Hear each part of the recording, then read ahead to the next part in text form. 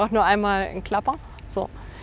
Servus Fotofreunde, heute nehme ich euch mit auf ein besonderes Shooting und zwar bin ich hier mit der lieben Julia. Ich werde euch ihr Instagram-Profil unten verlinken, schaut unbedingt vorbei. Und wir fotografieren heute hier auf einem wunderschönen Platz und zwar durften wir in Augsburg, in der Nähe von Augsburg, in eine Kiesgrube gehen und mit 3 tollen Autos. Sag du, welche das sind, du kennst dich mit Autos besser aus. Ein Dodge Challenger, ein Ford Mustang GT und ein alter Mustang, genau. Genau, und mit denen dürfen wir heute hier fotografieren und mit der lieben Julia. Und was dabei rauskommt, zeigen wir euch und wir nehmen euch einfach mal mit und schaut mit zu und ich habe den Faden verloren. Viel Spaß dabei!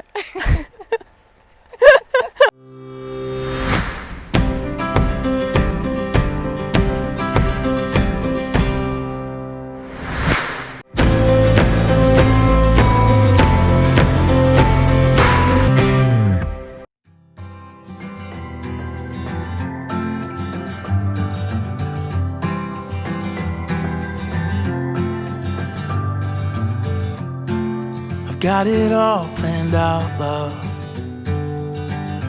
Every day of our lives.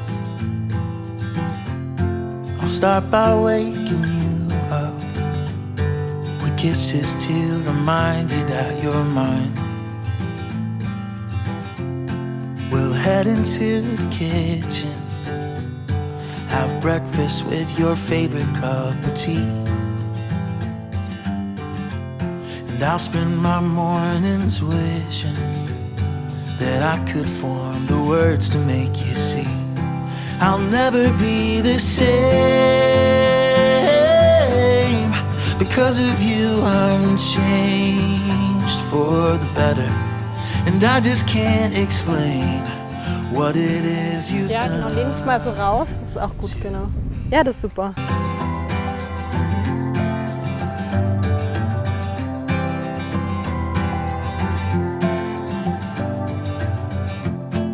Walk me down the pavement, right up to my driver's door. I roll my window down, start waving, 'cause my whole life is standing on that porch. Und dann fährst du dir so genau so durch die. Okay. Ja.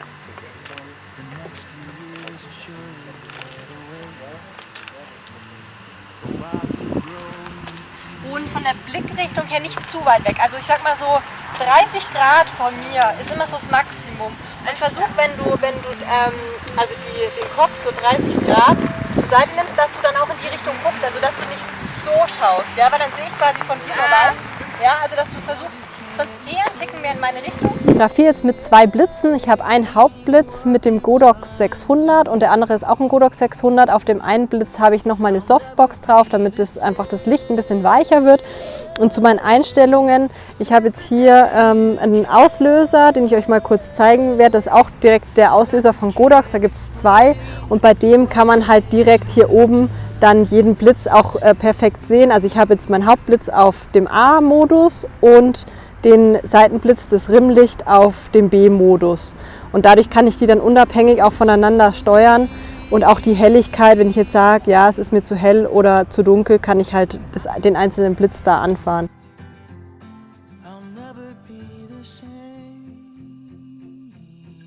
Zu den Einstellungen habe ich jetzt ein 640stel genommen, Blende 1,4 und ISO 100. Ihr solltet halt probieren, dass ihr bei der ISO möglichst niedrig bleibt, damit die Bildqualität keinen Abbruch nimmt sozusagen. Und genau, die Blitze hatte ich jetzt auf den Hauptblitz auf 1/8 und das Rimlight, also der Blitz von hinten, der die Haare noch mal so ein bisschen aufhellen soll, auf 1/4, weil der ein bisschen weiter weg steht. Und so ist jetzt zum Beispiel dieses Bild entstanden.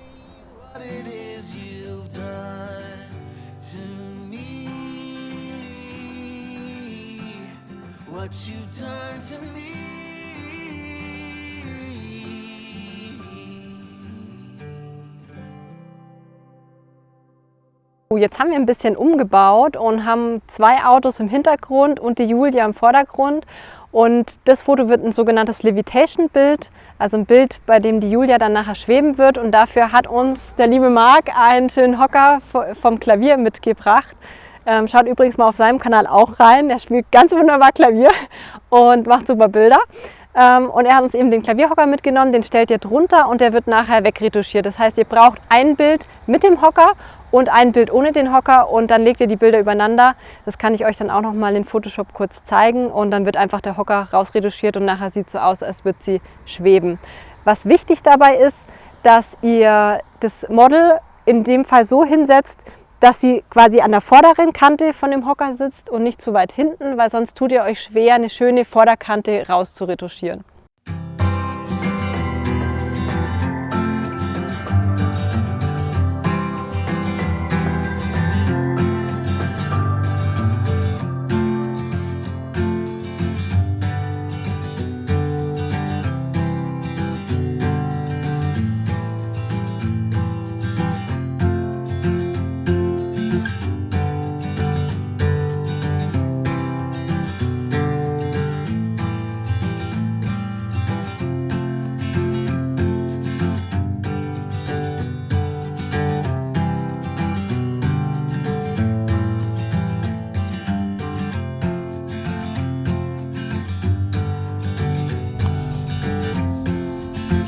Ja, genau. Jetzt läuft genau. Also du gehst auf die Seite, dann zieht der Rauch eher mit rein.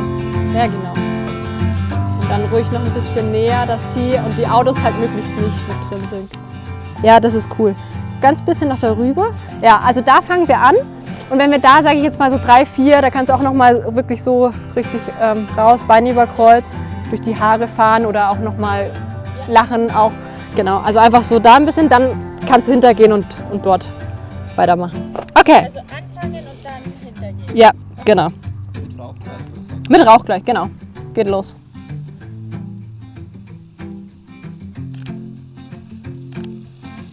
Ja, das ist super. Das ist mega.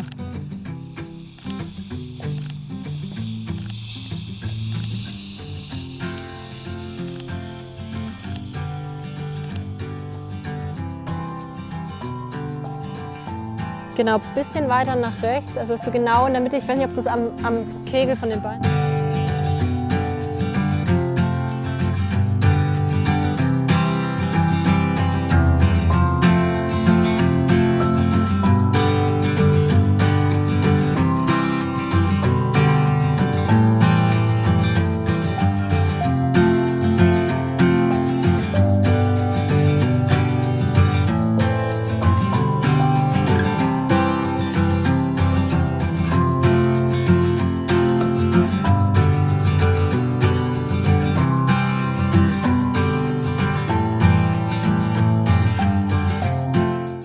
So, jetzt zeige ich euch mal, wie ihr so ein Bild in Photoshop bearbeiten könnt. Ich habe die beiden jetzt rausgesucht, einmal den Vordergrund und einmal den Hintergrund für den Hocker. Mit Rauch ist es jetzt nochmal besonders schwierig, weil hier in diesem Bild ohne Rauch und ohne Mensch ist natürlich hier im Hintergrund kein Rauch. Das heißt, es wird jetzt nochmal etwas schwieriger, aber ich zeige euch mal, wie es grundsätzlich geht und dann habt ihr das Prinzip verstanden. Ihr wählt in Lightroom beide Bilder aus, geht auf Rechtsklick, Bearbeiten in Photoshop als Ebenen öffnen.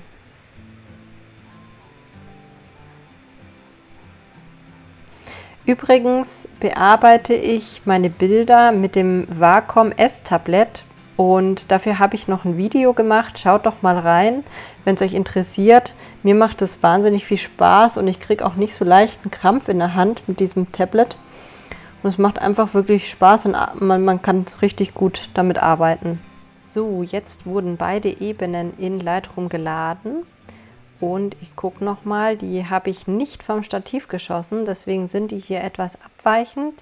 Und da gibt es die Möglichkeit, diese beiden Bilder zu markieren. Hier oben auf Bearbeiten zu gehen, Ebenen automatisch ausrichten, automatisch anklicken und auf OK. Und bei Bildern, die jetzt nicht so schwierig sind wie hier mit diesem ganzen Rauch und Ja, genau. Ebenen überlappen sich nicht weit genug zum Erkennen der Ausrichtung. Obwohl die gar nicht jetzt weit ausgerichtet, also weit voneinander entfernt sind, ist es einfach mit dem Nebel schwierig für das Programm, das zu erkennen. Das heißt, in diesem Fall geht es nicht, aber probiert es gerne mal aus. In den meisten Fällen funktioniert es gut. Wenn das nicht funktioniert, wie hier, dann nehme ich mir eine Ebene, reduziere die Deckkraft auf ca. 50%, drücke auf V, um das Auswählen-Werkzeug zu markieren und suche mir jetzt hier ungefähr die gleiche Position. Das kriegt man jetzt hier sehr gut hin mit den Lichtern eigentlich. Ja, das passt gut genug, um hier diesen Stuhl rauszuretuschieren. Genau. Auch da ist es jetzt so, durch den Rauch wird es jetzt etwas schwierig sein. Ich zoome hier mal ein bisschen rein für den Stuhl und fange einfach mal an und dann seht ihr schon, was ich meine. Ich drücke B für den Brush und mache mir hier eine 100%ige Deckkraft. Das könnt ihr auch, indem ihr auf die 0 klickt und retuschiere jetzt hier einfach mal raus. Und ihr seht schon, das passt nicht so gut. Weil eben einfach hier dieser Nebel da nicht ganz zu dem Bild passt. Aber ich zeige es euch jetzt trotzdem für den Fall, dass ihr keinen Nebel habt. Dann könnt ihr so diesen Hintergrund einfach rausretuschieren. Jetzt habe ich mir die Kante ein bisschen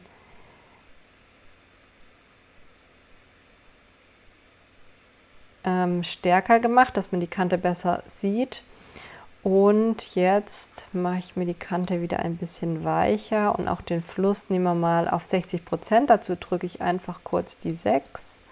Dann ist automatisch 60% gewählt und würde jetzt hier den Übergang noch ein bisschen weicher zeichnen, damit das nicht so auffällt.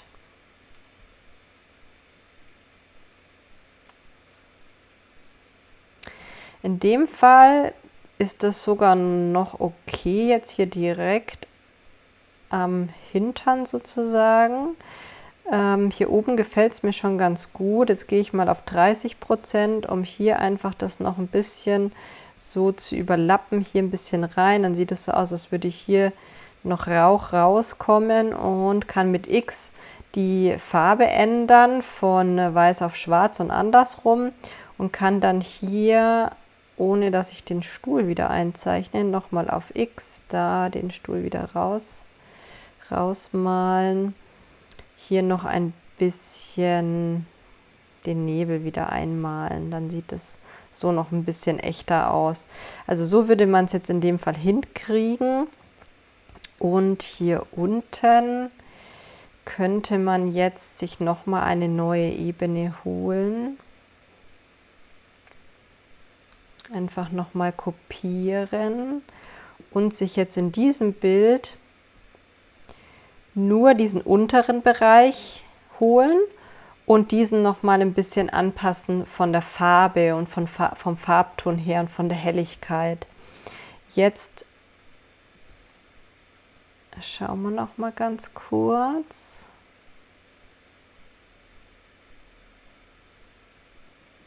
Jetzt drehen wir mal die Maske mit mit Option I um und ich kopiere mir diese untere Ebene, um von der jetzt nur diese Maske zu nehmen. Um diese Maske zu übertragen, drückt ihr Command und auf die Maske und wählt dieses obere Bild auf und drückt auf Maske.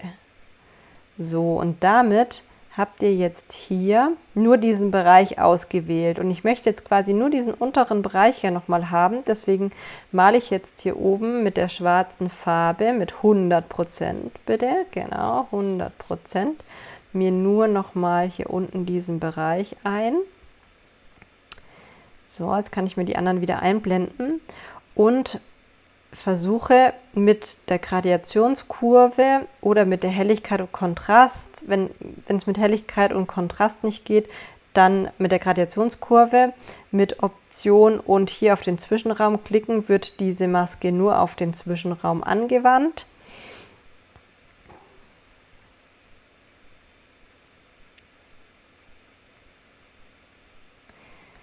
Und schauen wir mal. Die Ebene kann ich löschen, weil es geht jetzt um diese hier. Und jetzt versuche ich hier ein bisschen noch diesen Ton von dem Bereich hier anzupassen. Okay, das seht ihr jetzt, die Helligkeit macht da nicht viel aus. Jetzt schauen wir mal vom Kontrast. Ja, der Kontrast, der ist nicht schlecht. Schauen wir mal. Jetzt drücke ich wieder auf V. Ne, erstmal die Maske zumachen. Und drücke hier unten nochmal auf die Maske, auf V und richte die mir jetzt erstmal nochmal ein wenig aus. Weil die ist ein bisschen weiter unten, ungefähr so. Passe sie jetzt mir hier nochmal ein bisschen an.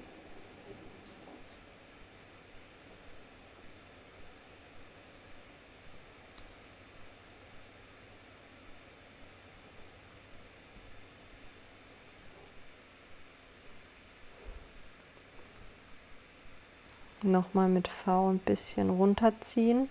Also da achte ich halt jetzt einfach drauf, dass es schon zu diesem Bereich hier gut passt. Vielleicht sogar auch noch ein bisschen drehen.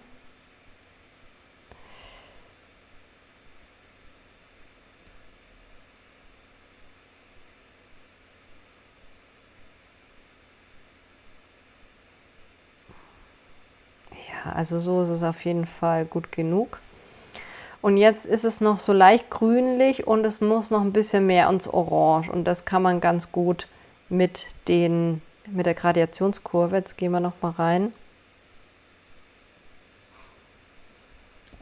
Jetzt versuche ich hier noch mal eine Gradationskurve anzuwenden. Gradationskurve wieder mit der Optionstaste in den Zwischenraum klicken, dass es nur auf diese Ebene angewendet wird.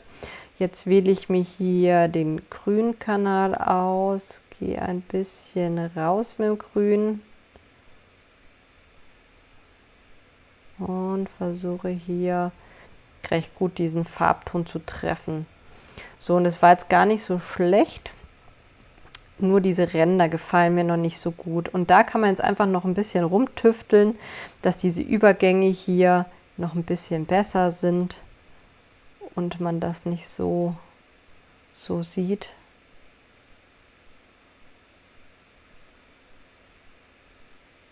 Ja, also da kann man dann noch ein bisschen rumprobieren, dass einfach hier diese Übergänge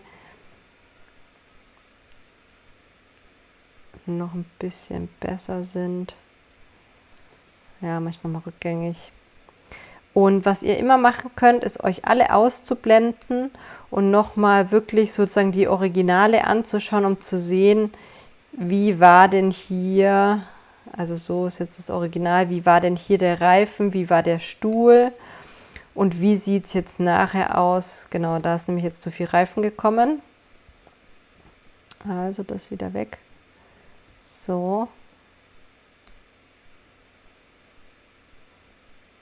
Und mit der Anpassung der Farbe und der Gradationskurve ist dieses Stück zumindest so, dass es nicht mehr auffällt. Jetzt können wir noch mal einmal ganz kurz hier reinschauen. Ja, da könnte man noch ein bisschen was von dem hier wieder reinholen mit 30%. Ja, da kommt jetzt schon wieder der Stuhl. Genau, aber ihr seht jetzt schon mal, in welche Richtung es geht und wie man da auch arbeiten kann, um dann einfach ein schönes Ergebnis nachher hier zu bekommen. Jetzt seht ihr, dass hier an den Seiten noch ein bisschen Überstand ist. Diesen Überstand mache ich hier mit dem Freistellungswerkzeug oder der Taste C. Korrigiere ich das noch. Und damit ist mein Bild dann auch schon fertig. Ja, ich hoffe, euch hat mein Video mal wieder gefallen und ich freue mich sehr über einen Daumen nach oben und ein Abonnieren meines Kanals. Und ja, wenn es euch gefallen hat, dürft ihr es auch gerne weiter sagen und ich werde bald wieder Videos machen. schön, dass ihr bis zum Ende dabei geblieben seid. Wenn euch mein Equipment interessiert, ich habe auf Amazon eine Übersichtsseite gemacht. Das ist ein kleiner, also wenn ihr auf die Links klickt und darüber kauft, dann bekomme ich eine kleine Provision. Für euch bleibt aber der Betrag gleich. Da würde ich mich sehr freuen, wenn ihr mich ein bisschen unterstützt. Dann bin ich noch motivierter, wieder viele schöne Videos zu machen. Und wenn ihr Fragen habt, dann gerne in die Kommentare. Bis zum nächsten Mal, eure Janina.